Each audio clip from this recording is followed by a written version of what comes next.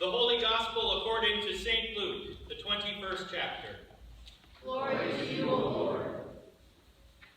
When some were speaking about the temple, how it was adorned with beautiful stones and gifts dedicated to God, Jesus said, "As for these things that you see, the days will come when not one stone will be left upon another, and all will be thrown down." They asked him, "Teacher, when will this be? And what will be the sign that this is about to take place?" And he said, "Beware that you are not led astray, for many will come in my name and say, 'I am he,' and 'the time is near.' Do not go after them. When you hear of wars and insurrections, do not be terrified, for these things must take place first. But the end will not follow immediately."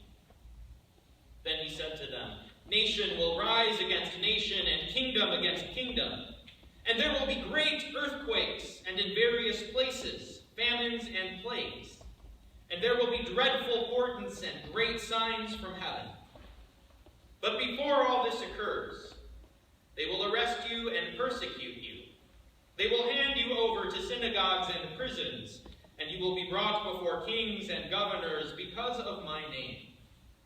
They will give you an opportunity to testify. So make up your minds not to prepare your defense in advance. For I will give you the words and wisdom that none of your opponents will be able to withstand or contradict. You will be betrayed even by parents and brothers, by relatives and friends, and they will put some of you to death. You will be hated by all because of my name, but not a hair on your head will perish. By your endurance, you will gain your souls." This is the gospel of our Lord. Praise to you, O Christ. So as we get started today, I wonder, what helps you make sense of the world? What are some of the things that you believe, or that help you believe, that everything has a purpose, that everything is going to be okay in the end? And I'm going to invite you to just shout some things out here, and I'm going to write them on these lovely bricks, and we're going to put them up here on the table. So what are some things that help you reassure you that everything is going to be okay, and that helps you make sense of the world? Sunrise, faith, history, love. All right, waking up, hope, family, trust in God, law enforcement, visas, blood, and righteousness. All right. Hey, it's still up.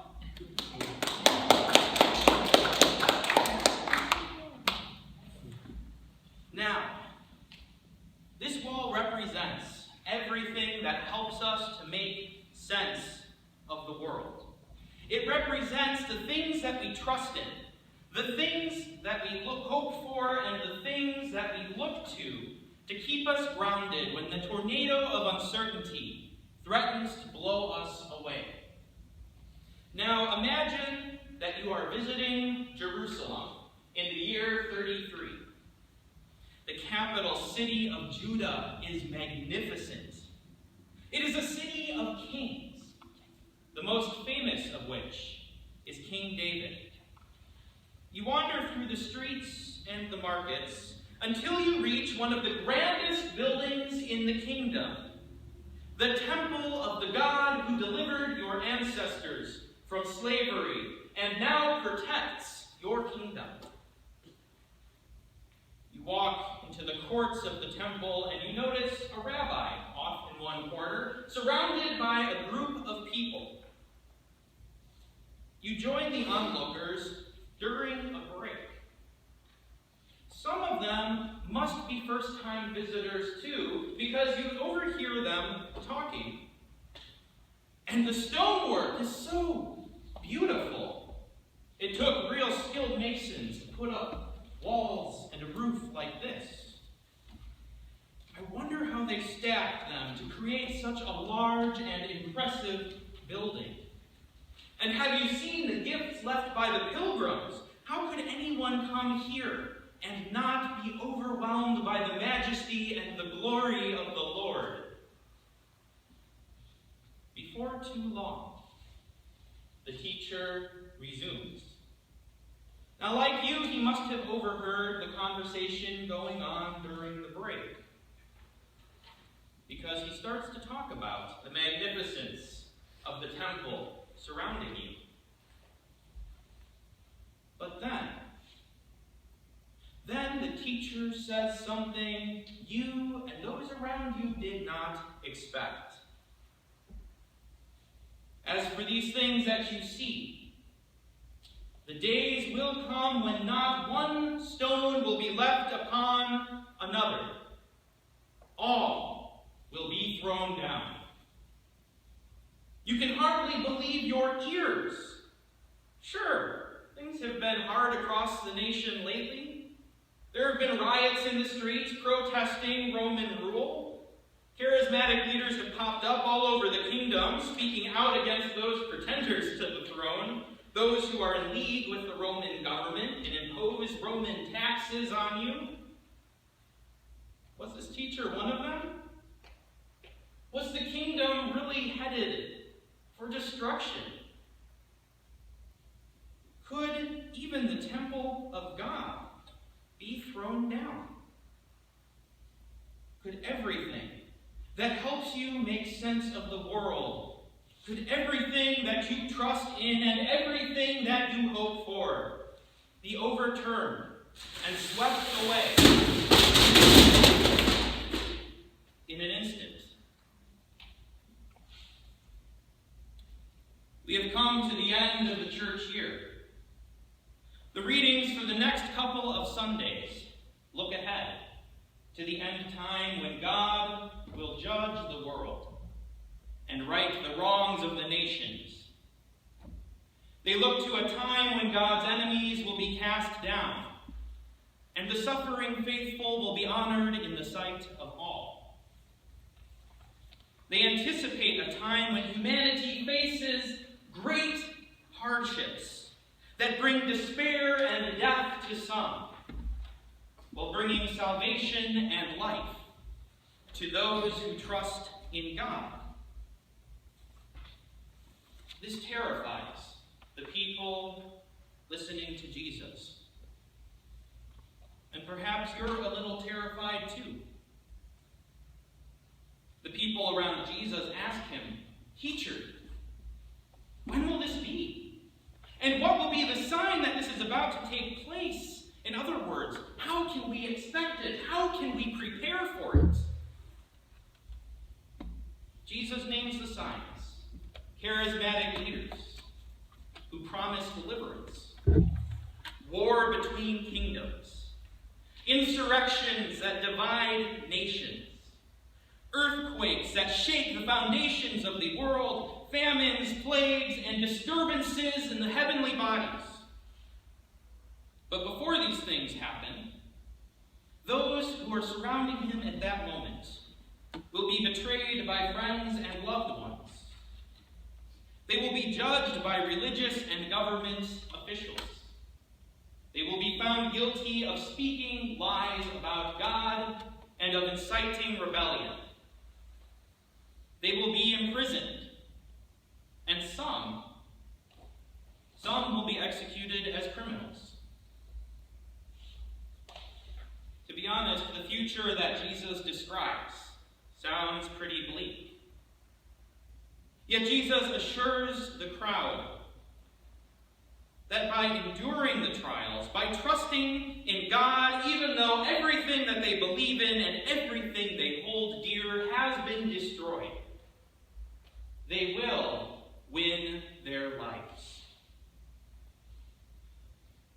Now, I don't need to tell you that we have just come through a very difficult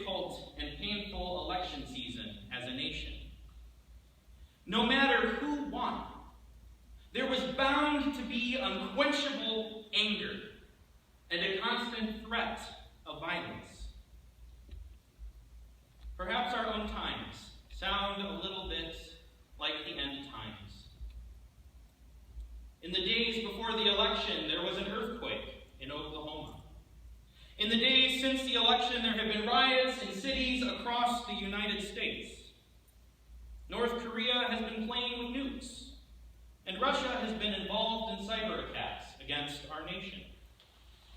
Meanwhile, the Middle East is still a mess. Terror attacks are a constant threat at home and abroad, and many who hoped that the United States would become a better place for them following the election now live in terror of what the next 4 years will bring. Yes, our times do sound a little bit like the end times that Jesus describes. Many times before ours have also sounded like the end times. But we have to be careful about how we interpret the time in which we live. God has not made an end of us yet.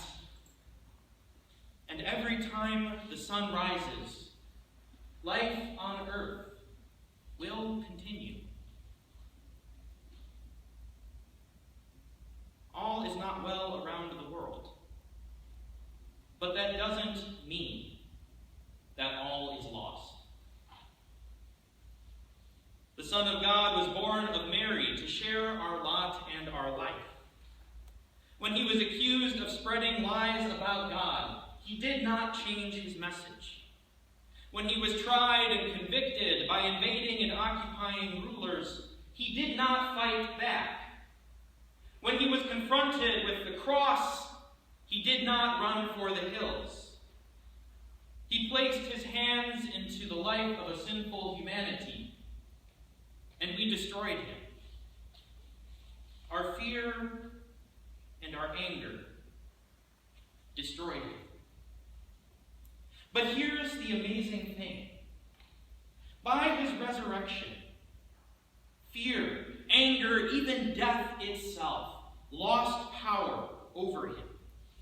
The weapons that we as humans use to gain power and to hold power became ineffective. For the ultimate power in the universe, that of God's creative and life-giving spirit, was unleashed upon the world. It's been a long election season. And whether you are rejoicing after Tuesday or whether you are despairing after Tuesday, know that we remain a nation in need of healing. I was up late on Tuesday night watching the election results come in.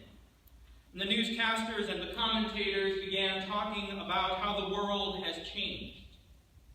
The world of international cooperation that developed after the Cold War era doesn't exist anymore.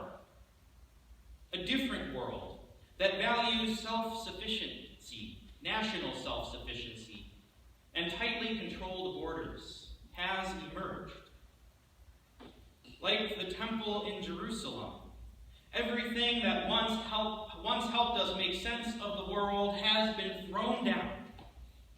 Everything that we once trusted in has crumbled. But this is not the end. God's creative spirit will continue to bring life out of death, hope out of despair. For Christ is Lord of all.